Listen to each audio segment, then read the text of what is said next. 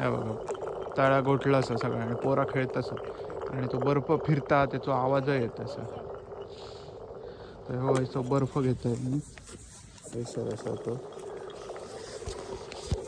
बघा हा तो बर्फ घेतलाय नाही नसं नाही कडक झाला. आता काय बघूया घ्यायचो बर्फ नाही कडक झालं असं येऊचं नाही त्या बर्फाच्या आवाज. पाण्यावर चालतं माका ती भीती वाटा होती पण आता वाट नसा नाही पूर्ण गोळा गोठला शाप.